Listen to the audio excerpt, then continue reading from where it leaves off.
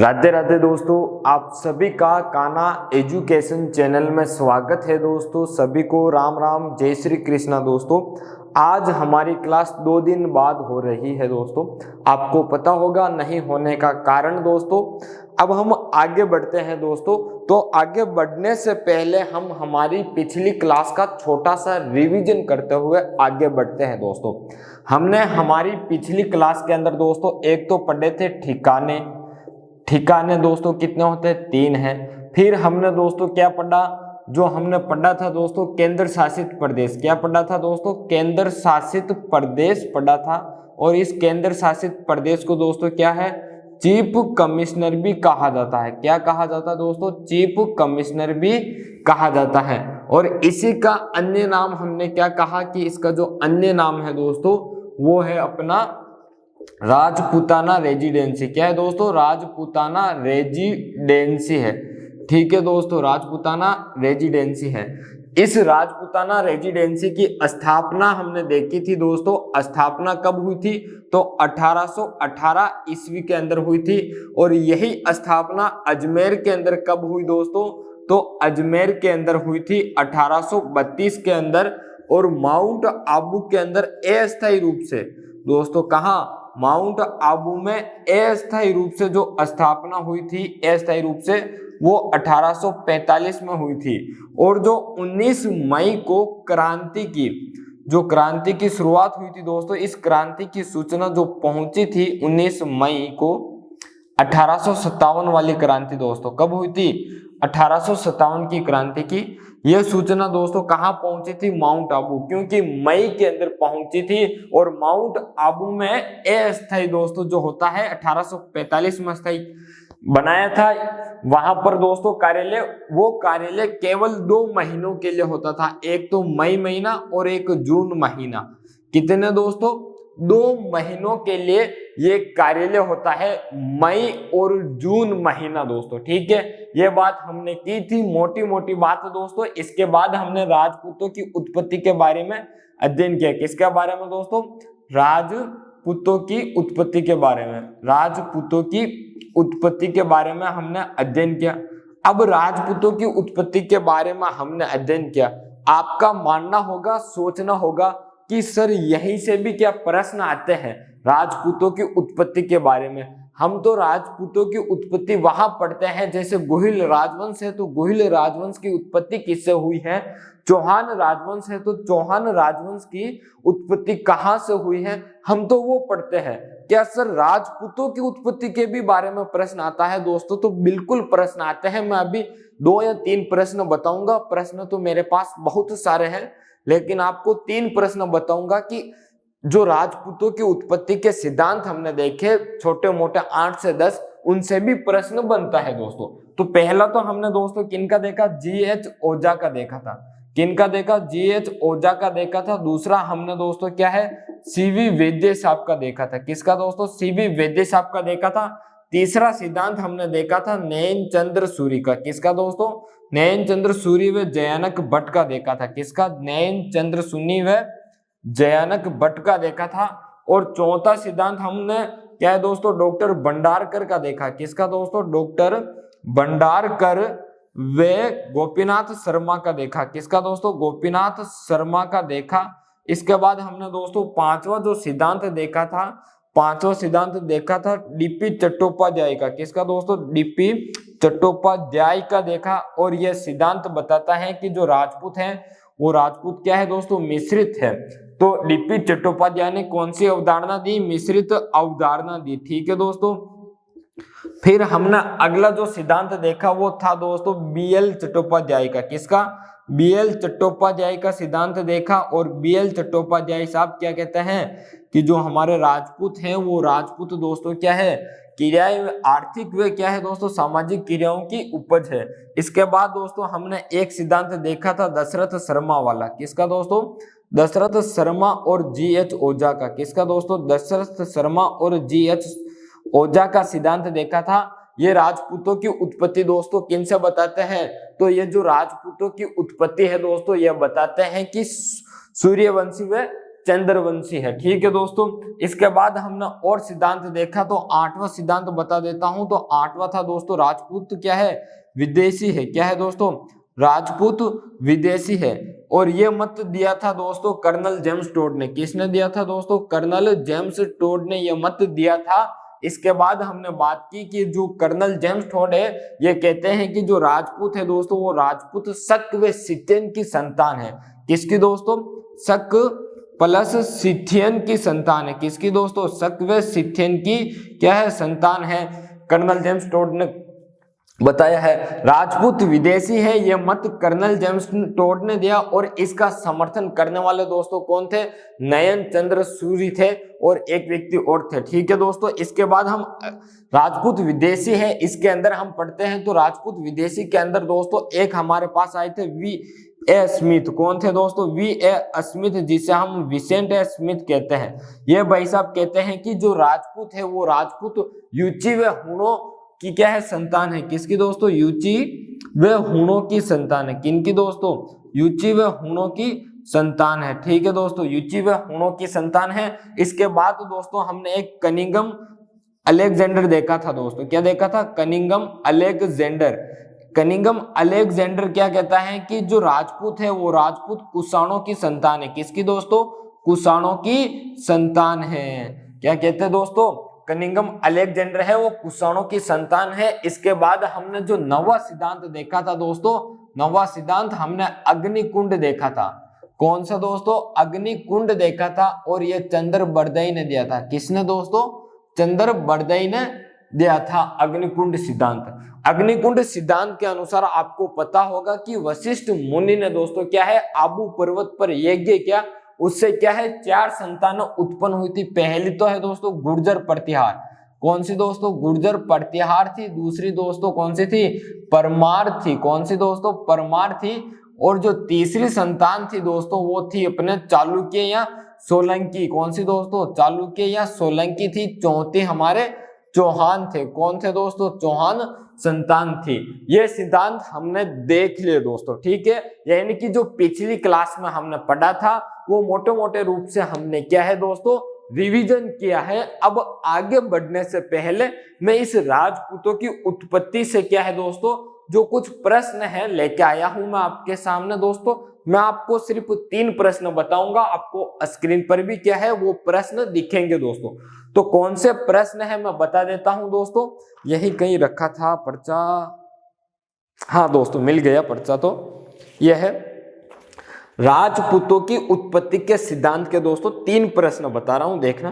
पहला प्रश्न है कि निम्नलिखित में से किस विद्वान के अनुसार राजपूतों की उत्पत्ति अग्निकुंड से हुई है दोस्तों। ए में गौरीशंकर ओझा, बी गोपीनाथ शर्मा, सी कवि चंद्रबरदई, डी डॉक्टर दशरथ शर्मा। ये प्रश्न दोस्तों पशुधन सहायक भर्ती 2018 में आया हुआ है, और इसका सही उत्तर है दोस्तों कवि चंद्रबरदई। क्योंकि हमने दोस्तों अग्निकुंड सिद्धांत पढ़ा था, और अग्निकुंड सिद्धांत किसने दिया था, चंद्रबरदई ने दिया था। और किसमें दिया था दोस्तों, तो पृथ्वीराज रासो के अंदर दिया था, यह भी पढ़ा हुआ है। अगला हमारा प्रश्न है इतिहास गौरीशंकर। इतिहासकार गौरीशंकर हेराचंद ओझा ने राजपूतों की उत्पत्ति किससे होना बताया है। क्षत्रियों से, ब्राह्मणों से, विदेशियों से, जनजातियों से दोस्तों। तो हमने पढ़ा था कि जो G.H. ओझा साहब है, G.H. ओझा साहब ने क्या है राजपूतों की उत्पत्ति किससे बताई दोस्तों, तो आर्यों से बताई। और आर्यों को हम क्या कहते हैं दोस्तों, क्षत्रिय कहते हैं। क्या कहते हैं दोस्तों, क्षत्रिय कहते हैं। ठीक है दोस्तों, तो इसका सही उत्तर क्या होगा, ए विकल्प सही होगा। अगला हमारा प्रश्न है कि राजपूतों को हुणों की संतान बताया गया है। क्या बताया गया है, जो राजपूत है उनको हुणों की संतान बताया गया है। ये किसने बताया दोस्तों, कर्नल जेम्स टोड ने, V.A. स्मिथ ने, डॉक्टर भंडारकर ने, डॉक्टर दशरथ शर्मा ने दोस्तों। तो किसने बताया, V.A. स्मिथ ने दोस्तों। ये प्रश्न महिला पर्यवेक्षक 2015 में आया हुआ है। ऐसे ही कई सारे प्रश्न दोस्तों आपको और भी मिले होंगे, देखे भी होंगे। हम दोस्तों क्या है, जब हमारे इतिहास की क्लास पूर्ण हो जाएगी तब हम क्या है सब प्रश्न लेकर आएंगे। ठीक है दोस्तों, उसमें समय लगेगा लेकिन फिर भी वो लेके आएंगे। ठीक है दोस्तों, अब हम आगे बढ़ते हैं। आज अब हम नया टॉपिक शुरू करेंगे दोस्तों, और वो टॉपिक है हमारा गुहिल राजवंश दोस्तों। प्रमुख राजवंश आज शुरू करेंगे, उनमें हमारा पहला टॉपिक होगा दोस्तों गुहिल राजवंश। और गुहिल राजवंश ने दोस्तों कहां पर राज किया? मेवाड़ पर राज किया। तो यानी कि गुहिल राजवंश कहूं या मेवाड़ राज्य का इतिहास कहूं दोस्तों।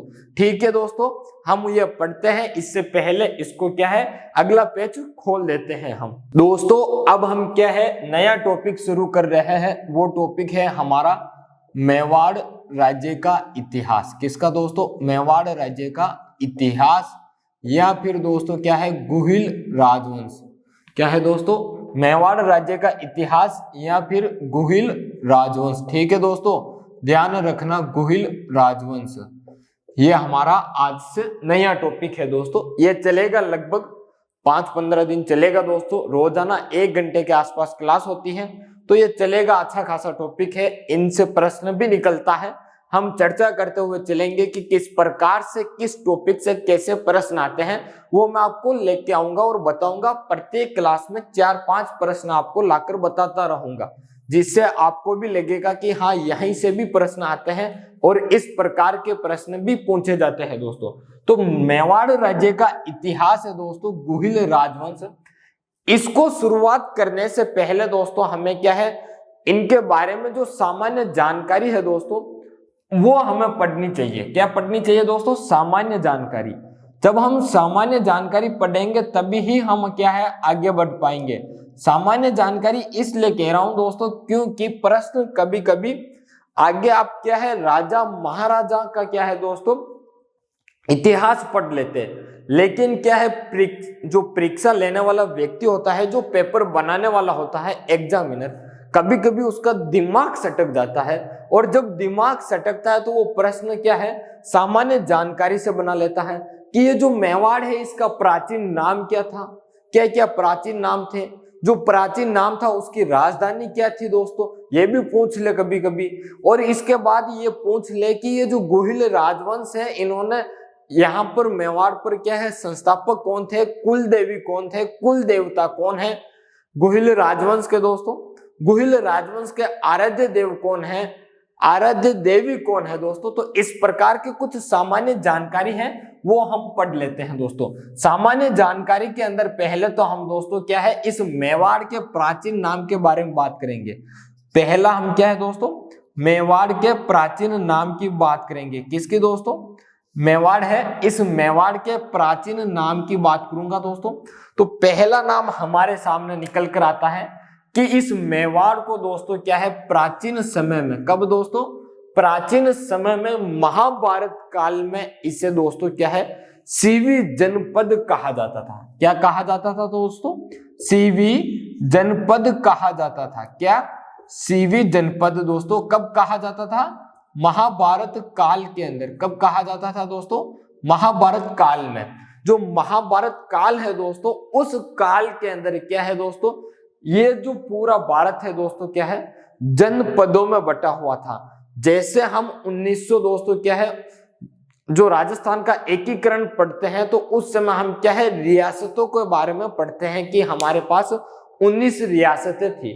तो इसी प्रकार से दोस्तों पहले ये क्या था, जनपद में बटा हुआ था। ठीक है दोस्तों, ये जो सीवी जनपद है दोस्तों, इस सीवी जनपद की राजधानी की बात करूं दोस्तों, तो इसकी जो राजधानी थी दोस्तों, वो राजधानी क्या थी दोस्तों, तो इसकी जो राजधानी थी वो राजधानी थी मध्यमिका। क्या थी दोस्तों?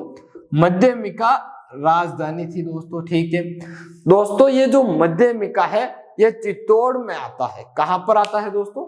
ये जो मध्यमिका है ये चित्तौड़ के अंदर आता है। कहां पर दोस्तों? चित्तौड़गढ़ जिले में आता है। कहां पर दोस्तों? चित्तौड़गढ़ जिले में आता है।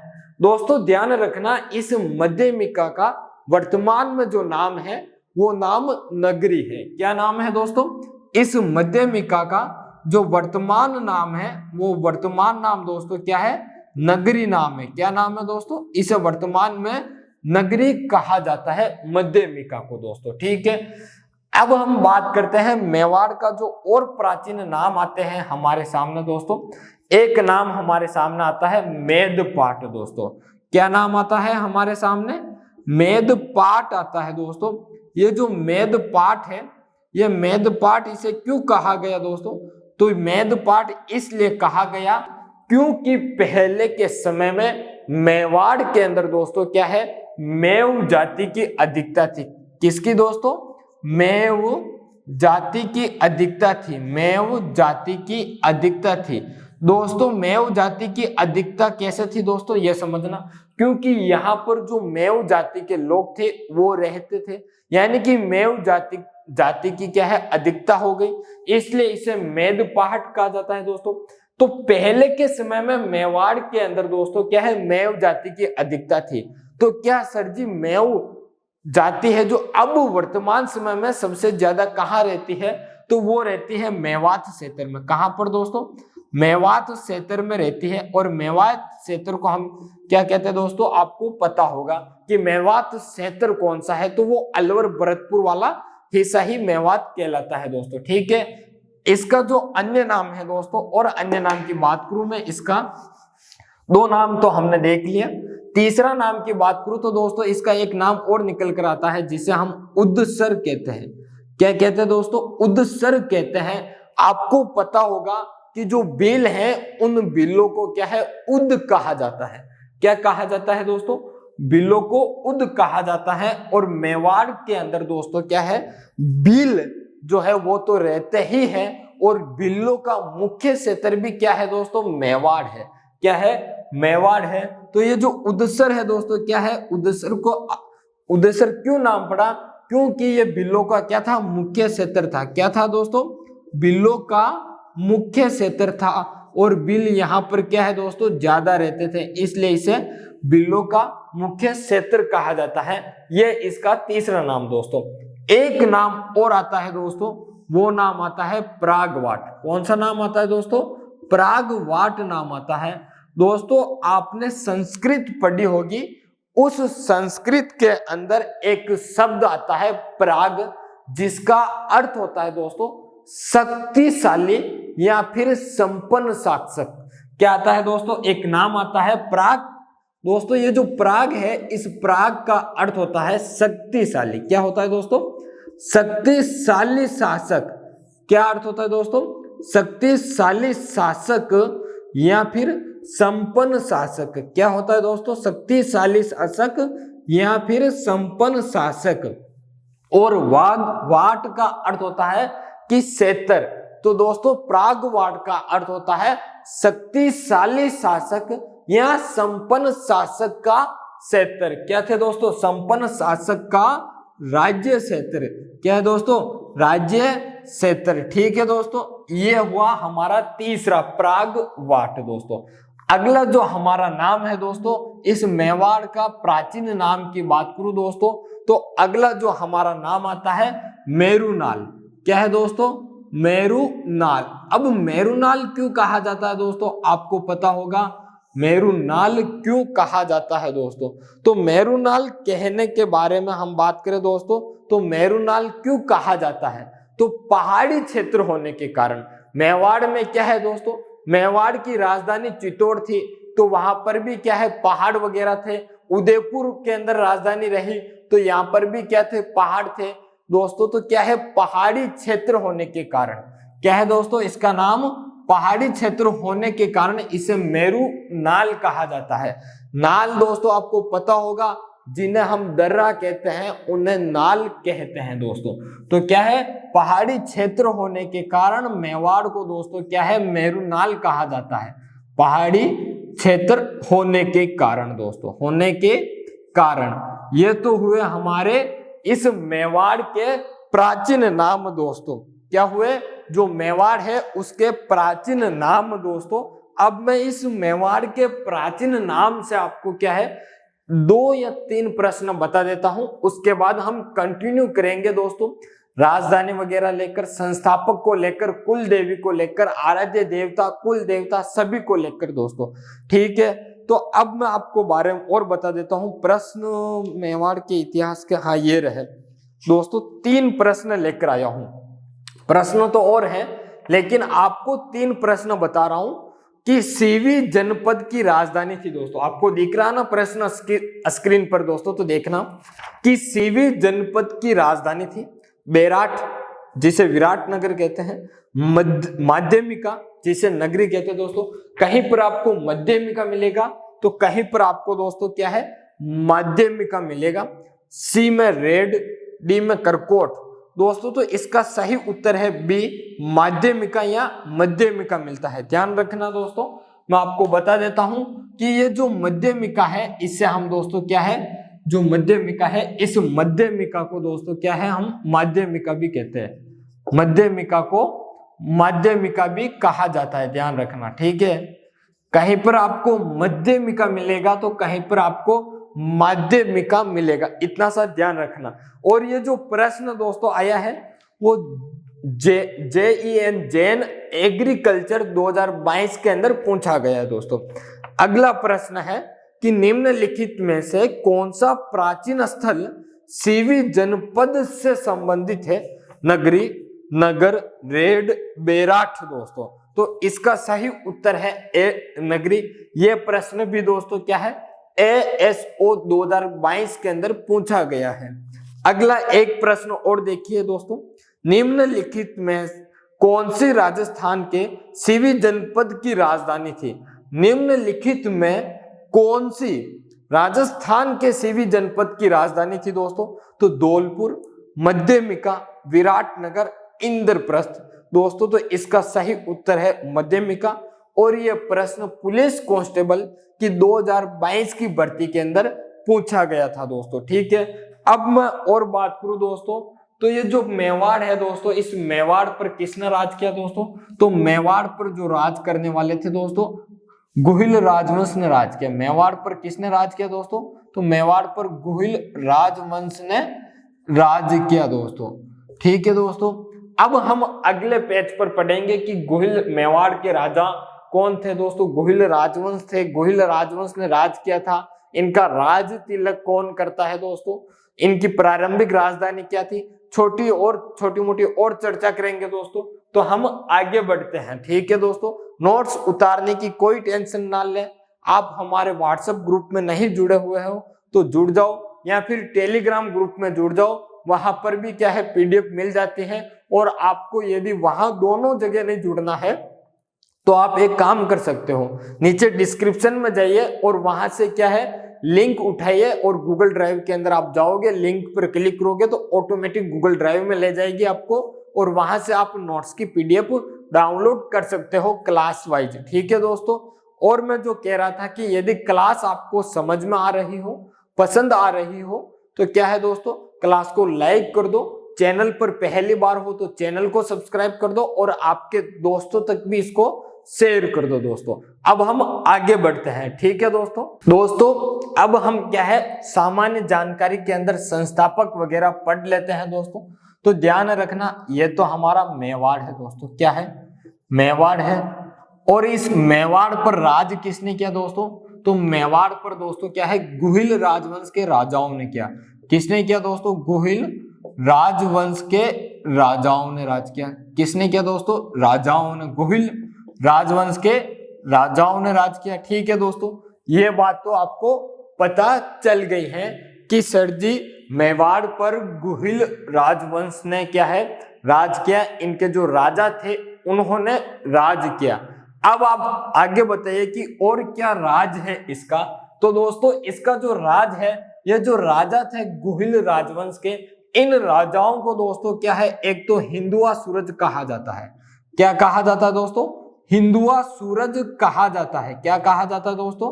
हिंदुआ सूरज कहा जाता है। इतना ध्यान रखना, गुहिल राजवंश के राजाओं को हिंदुआ सूरज कहा जाता है या हिंदुआ सूरज के नाम से जाना जाता है दोस्तों।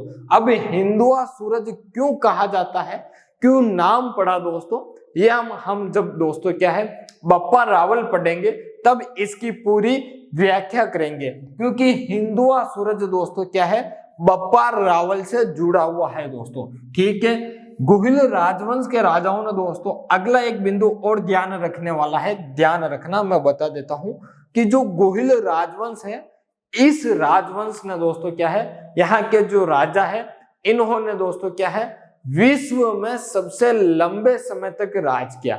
गुहिल राजवंश के जो राजा थे दोस्तों, गुहिल राजवंश के राजा क्या है दोस्तों, विश्व में, दोस्तों विश्व में कह रहा हूं, भारत ही नहीं विश्व में सबसे लंबे समय तक राज किया, सबसे लंबे समय तक राज किया, विश्व में सबसे लंबे समय तक दोस्तों क्या है, समय तक शासन किया या फिर राज किया। ठीक है दोस्तों, ध्यान रखना, शासन किया या फिर राज किया। दोस्तों विश्व में सबसे लंबे समय तक शासन करने के कारण इसे क्या है दोस्तों, प्राचीन जीवित राजवंश भी कहा जाता है।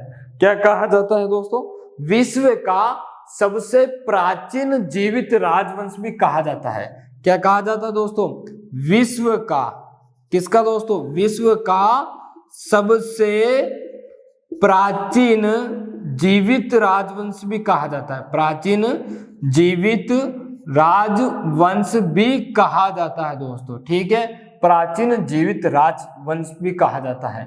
गुहिल राजवंश के राजाओं का दोस्तों राज तिलक कौन करता है, तो गुहिल राजवंश के राजाओं का राज तिलक दोस्तों उंदूरी गांव का बेल सरदार करता है। कौन करता है दोस्तों, इन राजाओं का जो राज तिलक है दोस्तों, ये राज तिलक उंदूरी गांव का, कौन से दोस्तों, ये उंदूरी गांव है दोस्तों, इस उंदूरी गांव का बेल सरदार करता है। कौन करता है दोस्तों, उंदूरी गांव का बेल सरदार करता है, और ये बेल सरदार अपने रक्त के अंगूठे से करता है। किससे करता है दोस्तों, अपने अंगूठे के रक्त से करता है, अपने अंगूठे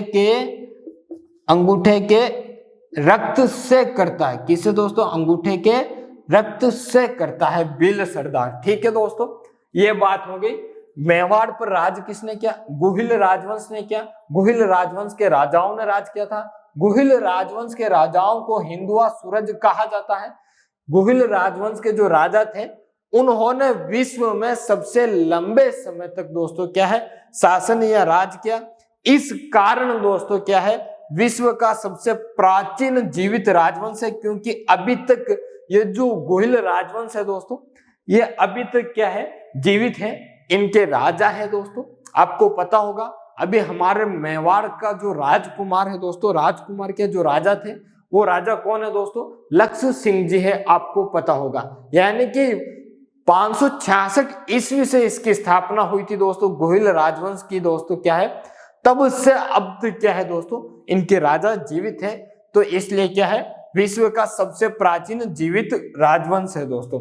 अब हम आगे बात करें दोस्तों, तो इसके संस्थापक कौन है, जो गुहिल राजवंश है दोस्तों, इस गुहिल राजवंश के संस्थापक कौन है। मेवाड़ के अंदर दोस्तों, मेवाड़ की बात करूं या गुहिल राजवंश की दोस्तों, तो ध्यान रखना मैं सिर्फ और सिर्फ गुहिल राजवंश के संस्थापक की बात कर रहा हूं कि गुहिल राजवंश के संस्थापक कौन है दोस्तों। तो गुहिल राजवंश के संस्थापक दोस्तों कौन है, आपको पता होगा, नहीं है तो मैं बता देता हूं दोस्तों। संस्थापक कौन है गुहिल राजवंश के, तो गुहिल राजवंश के संस्थापक गुहादित्य है। कौन है दोस्तों, गुहादित्य है। गुहादित्य को हम दोस्तों गुहिल भी कहते हैं और गुहिलोत भी कहते हैं। क्या कहते हैं दोस्तों, गुहिल भी कहते हैं या फिर गुहिलोत भी कहते हैं। क्या कहते हैं दोस्तों, गुहिलोत भी कहते हैं। और इन्होंने दोस्तों क्या है, 566 ईस्वी में, क्या है दोस्तों, 566 ईस्वी के अंदर इसकी नींव रखी थी। किसकी दोस्तों, गुहिल राजवंश की। तो गुहिल राजवंश के संस्थापक बता देता हूं मैं दोस्तों कौन है, इतना ध्यान रखना। ठीक है, गुहिल राजवंश के संस्थापक गुहादित्य या गुहिल है दोस्तों, जिसे हम गुहिलोत भी कहते हैं। इन्होंने दोस्तों क्या है, 566 ईस्वी में स्थापना की थी गुहिल राजवंश की दोस्तों। किसकी, गुहिल राजवंश की स्थापना की। अब हम आगे बढ़ते हैं कि ये जो मेवाड़ है, इस मेवाड़ के बारे में क्या बात और हम जानते हैं। तो दोस्तों आपको मेवाड़ का दोस्तों जो राज चिन्ह है इसके बारे में पता होगा। या आप इसके ध्वज के बारे में जानते होंगे, क्योंकि जब भी पहले क्या है दोस्तों, ये जो राजा महाराजा थे वो युद्ध करने जाते तो अपने दोस्तों क्या है ध्वज वगैरह लेकर जाते, जिससे क्या है अन्य सैनिकों को पता चल जाता कि ये उस शासक की क्या है सेना है, उस राज्य की सेना है। तो दोस्तों मेवाड़ का चिन्ह या ध्वज की बात करूं दोस्तों तो सिंपल सा ध्वज है दोस्तों, आप भी बना सकते हो, मैं बनाकर बताता हूं दोस्तों, इस प्रकार का है। मैं सारी बात यहीं पर समझा दूंगा दोस्तों, जो परीक्षा में प्रश्न पूछा जाता है दोस्तों, ठीक है। यहां पर दोस्तों यह ध्वज है, ध्यान रखना दोस्तों। इस ध्वज के ऊपर क्या क्या चिन्ह अंकित है, क्या क्या अंकित है, उसके बारे में बात करता हूं दोस्तों।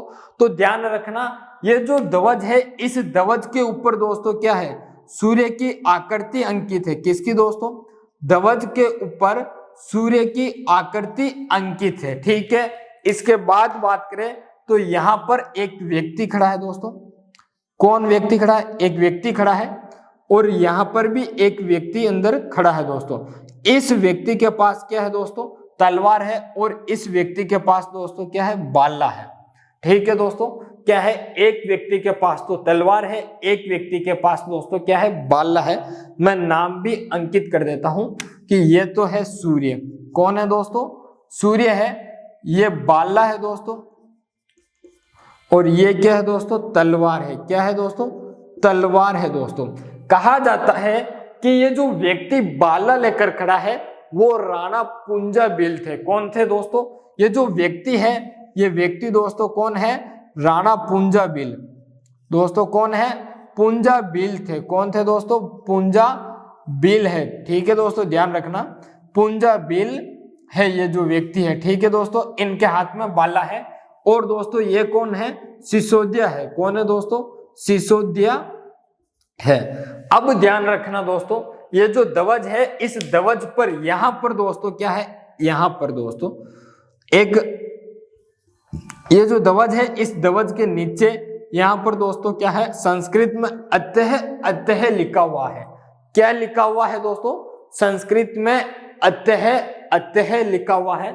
और इस अतः अतः की बात करूं दोस्तों तो अतः अतः तो क्या है, संस्कृत में लिखा हुआ है, इसका अर्थ होता है हाँ हम तैयार है। क्या है दोस्तों, हाँ हम तैयार है दोस्तों। इस अतः अतः के नीचे दोस्तों एक वाक्य लिखा हुआ है, वो वाक्य है दोस्तों, मैं वाक्य ऊपर लिख देता हूं, कौन सा वाक्य है, अतः अतः के नीचे दोस्तों। तो वाक्य है कि जो दृढ़ राखे धर्म को, जो दृढ़ राखे धर्म को तिहि राखे करतार। दोस्तों क्या है, तिहि राखे करतार। क्या राखे दोस्तों, करतार, ठीक है। ये दोस्तों हम कहे तो मेवाड़ का दोस्तों क्या है, मूल मंत्र भी है। इसे मेवाड़ का क्या दोस्तों, मूल मंत्र भी कहा जाता है, ठीक है दोस्तों। मेवाड़ का मूल मंत्र भी क्या है, इसे कहा जाता है। ये इस अतः अतः के नीचे लिखा हुआ है। ये तो हुआ राज चिन्ह दोस्तों। ध्यान रखना, यहां से प्रश्न निकल जाता है कि ये जो ध्वज है ये ध्वज किसके समय में बना हुआ है। ये जो वर्तमान का ध्वज है मेवाड़ का जो है, ये दोस्तों ये ध्वज बना हुआ है महाराणा प्रताप के काल का। किनके काल का दोस्तों, महाराणा प्रताप के काल का, ठीक है दोस्तों। पहले भी दोस्तों बना हुआ था, लेकिन क्या है इन्होंने नया बनाया है, जिसमें क्या है पुंजाबिल को भी प्रदर्शित किया है दोस्तों। इनसे पता चलता है कि जो मेवाड़ के गोहिल राजवंश है, इन राजवंश के जो शस्त्र है दोस्तों, शस्त्र के अंदर मुख्यतः दो नाम आते हैं। कौन से नाम आते हैं दोस्तों शस्त्र के अंदर, एक तो तलवार आता है, दूसरा बाला आता है। क्या आता है दोस्तों, बाला आता है, ठीक है दोस्तों। ध्यान रखना कि मेवाड़ के जो गोहिल राजवंश है, इनके प्रमुख शस्त्र तलवार व बाला थे।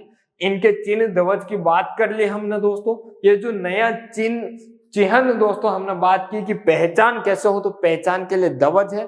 इस ध्वज से हमको पता चलता है, और ये महाराणा प्रताप के काल का निर्मित है दोस्तों, ठीक है। ये बात हमने कर ली है।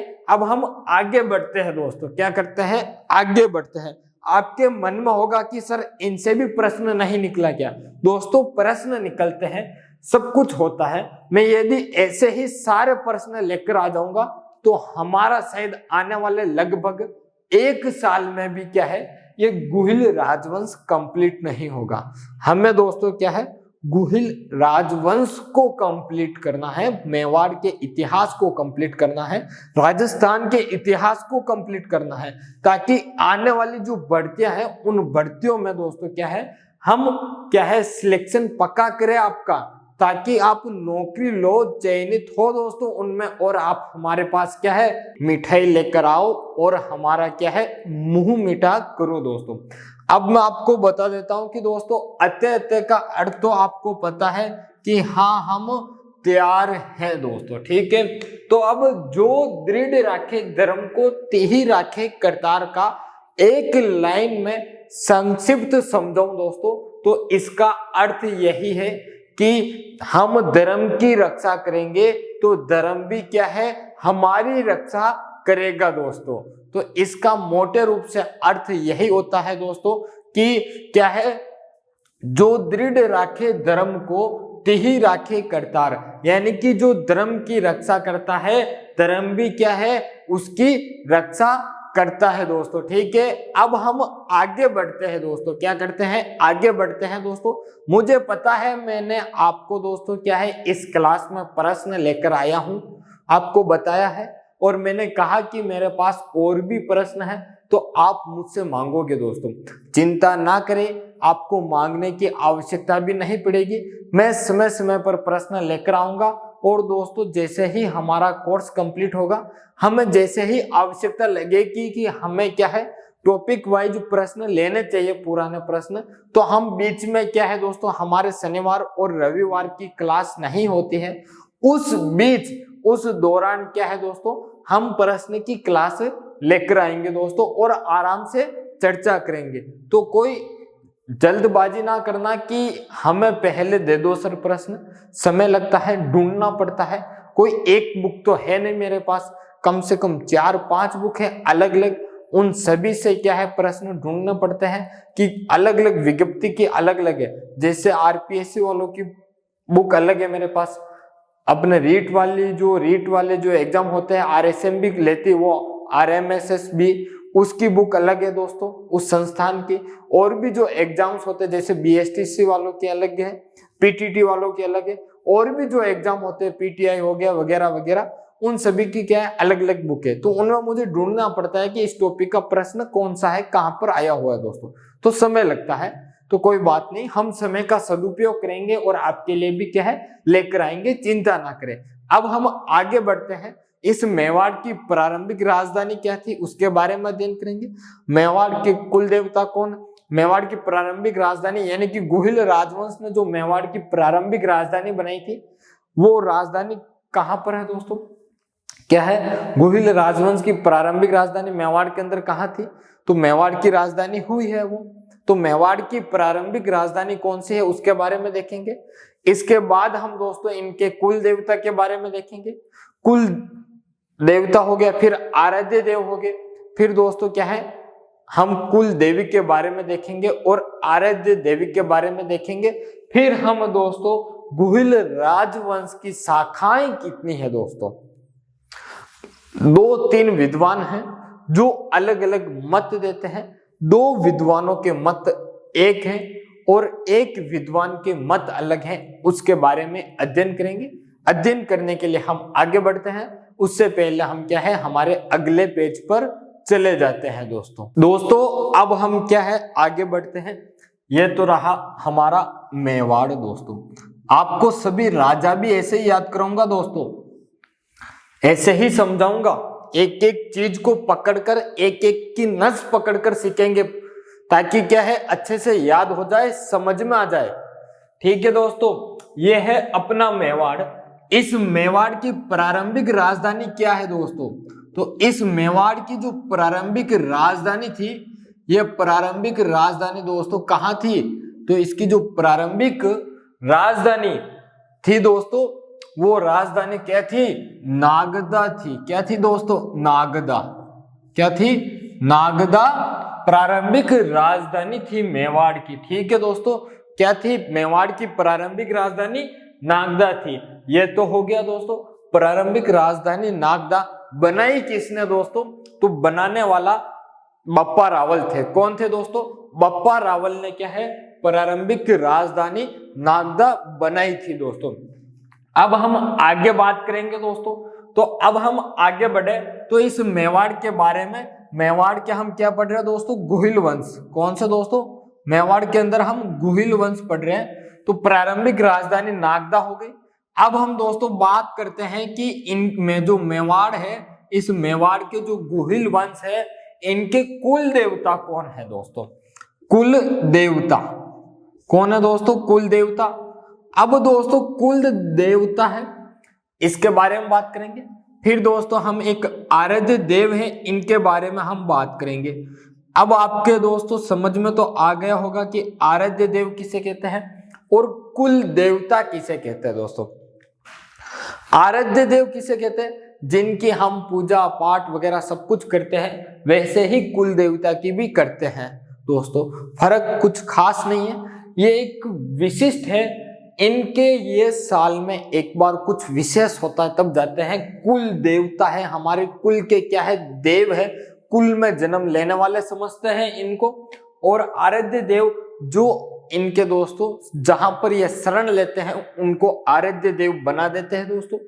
अब आराध्य देव अलग अलग वंश के अलग अलग आराध्य देव रहे हैं, देवी रही है, लेकिन दोस्तों क्या है, कुल देवता उस वंश के लिए एक ही रहता है। जैसे मेवाड़ का गोहिल वंश के कुल देवता की बात करूं दोस्तों, तो इनके जो कुल देवता है, इनके कुल देवता एक लिंग नाथ है। कौन है दोस्तों? एक लिंग नाथ जी है। कौन है दोस्तों? एक लिंग नाथ जी। ठीक है दोस्तों, एक लिंग नाथ जी। और आपको पता होगा कि जो एकलिंग नाथ जी है, इनके दीवान दोस्तों क्या है? राजा थे। यानी कि राजा अपने आप को एकलिंग नाथ जी के दीवान कहते थे दोस्तों। ये एकलिंग नाथ जी का मंदिर कहां पर है दोस्तों? तो ये जो मंदिर है ये कैलाशपुरी के अंदर है। कहां पर है दोस्तों? कैलाशपुरी में है। और ये जो कैलाशपुरी है दोस्तों, ये उदयपुर के अंदर है। कहां पर दोस्तों? कैलाशपुरी उदयपुर में है। ठीक है दोस्तों, कैलाशपुरी के अंदर है मंदिर। ये मंदिर किसका है दोस्तों? तो ये भगवान शिव का मंदिर है। ये जो एकलिंग नाथ जी का मंदिर है, ये दोस्तों ये भगवान शिव का मंदिर है। किसका दोस्तों? भगवान शिव का मंदिर है। किसका दोस्तों? भगवान शिव का मंदिर है। ठीक है दोस्तों, भगवान शिव का मंदिर है। इस मंदिर के बारे में दोस्तों एक बात और बताओ, ये पाशुपत संप्रदाय का है। यानी कि ये जो मंदिर है यहाँ पर दोस्तों पाशुपत या लकुलिश संप्रदाय की क्या है दोस्तों? पीठ है। आपने दोस्तों जो ये जो संप्रदाय पढ़े होंगे, उन संप्रदाय के अंदर दोस्तों एक शैव संप्रदाय है, उसका ही एक भाग है दोस्तों। तो क्या है दोस्तों? ये यहाँ पर दोस्तों क्या है? पाशुपत संप्रदाय की पीठ है। क्या है दोस्तों? एकलिंग नाथ जी के यहाँ पर क्या है? पाशुपत संप्रदाय की क्या है दोस्तों? पीठ है दोस्तों। और हम बात करेंगे, जब बप्पा रावल पढ़ेंगे तब एकलिंग नाथ जी के बारे में बात करेंगे कि इनका मेला कब लगता है दोस्तों। तो मेला आपको पता होगा कि जो महाशिवरात्रि होती है उस दिन लगता है। और महाशिवरात्रि कब आती है? तो फाल्गुन माह की 13 को आती है दोस्तों। और बात करेंगे हम, अब हम बात करते हैं आराध्य देव की। जो मेवाड़ का गोहिल वंश है, इस गोहिल वंश के आराध्य देव कौन है दोस्तों? तो आराध्य देव है दोस्तों गडबोर देव। कौन है दोस्तों? गडबोर देव है। कौन है? गडबोर देव। अब दोस्तों बात आती है कि ये जो गडबोर देव है, इन्हें हम दोस्तों क्या है? चार भुजानाथ भी कहते हैं दोस्तों। क्या कहते हैं? चार भुजानाथ भी कहते हैं।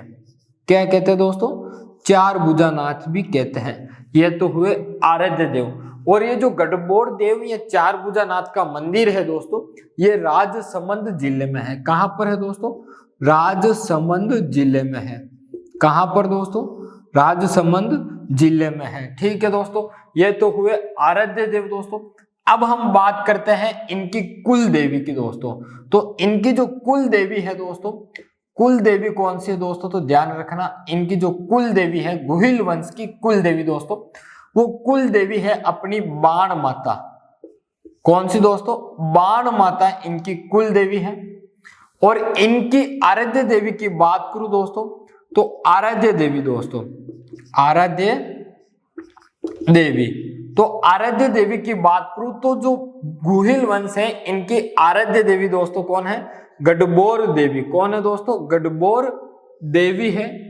और गडबोर देवी का मंदिर भी राजसमंद जिले में, कहां पर है दोस्तों? राजसमंद जिले में है गडबोर देवी का मंदिर दोस्तों। ध्यान रखना, मेवाड़ के अंदर जो गुहिल वंश है वो आगे चलकर क्या है, दो शाखाओं में बटा था। और उनकी दो शाखा कौन सी थी? एक तो रावल शाखा और एक सिसोदा शाखा। कितने आगे जाकर दोस्तों दो भागों में बटा था गुहिल वंश। पहली शाखा थी रावल शाखा। कौन सी शाखा दोस्तों? इसकी पहली जो शाखा थी वो रावल शाखा थी और इसकी जो दूसरी शाखा है वो शाखा दोस्तों कौन सी थी? सिसोदा शाखा। कौन सी शाखा दोस्तों? सिसोदा शाखा। हम पढ़ेंगे आगे कि रावल शाखा किसने चले, सिसोदा शाखा किसने चले, पूरी चर्चा करेंगे आगे दोस्तों। अभी तो हम क्या है, सामान्य जानकारी पढ़ रहे हैं, तो सामान्य चीजें के बारे में हम क्या है, बात करते हुए आगे बढ़ रहे हैं दोस्तों। अब गुहिल वंश के बारे में बात करूं दोस्तों, तो इसके शाखा संबंधित, गुहिल वंश की शाखा संबंधित दोस्तों तीन व्यक्तियों का कथन है। पहला कथन है दोस्तों मुहणोत नैणसी का। किसका दोस्तों? मुहणोत नैणसी का। यह मुहणोत नैणसी जी कहते हैं कि जो गुहिल राजवंश है, इस गुहिल राजवंश की दोस्तों कितनी 24 शाखा है। परीक्षा में पूछा गया है कि गुहिल राजवंश की मुहणोत नैणसी के अनुसार शाखा कितनी है दोस्तों? तो 24 शाखा है। दूसरा एक कथन और आता है, वो अपने कर्नल जेम्स टोड साहब का आता है। किसका दोस्तों? कर्नल जेम्स टोड का। तो कर्नल जेम्स टोड क्या कहते हैं, सुनना दोस्तों। कर्नल जेम्स टोड कहते हैं कि ये जो गुहिल राजवंश है, इस गुहिल राजवंश की शाखा कितनी है दोस्तों? 24 शाखा है। लेकिन ध्यान रखना दोस्तों, एक व्यक्ति और है। ये व्यक्ति दोस्तों क्या करता है, ये कुछ अलग बताता है। आपने पढ़ा होगा कि गुहिल राजवंश की शाखाएं 24 है, लेकिन कभी कभी परीक्षा में प्रश्न आ जाता है कि गुहिल राजवंश की शाखाएं 36 है, किसके अनुसार? प्रश्न पूछ ले कि जो अपना श्यामल दास है उनके अनुसार गुहिल वंश की शाखाएं कितनी है। तो ध्यान रखना दोस्तों, एक है अपने श्यामल दास जी। कौन है दोस्तों? श्यामल दास जी।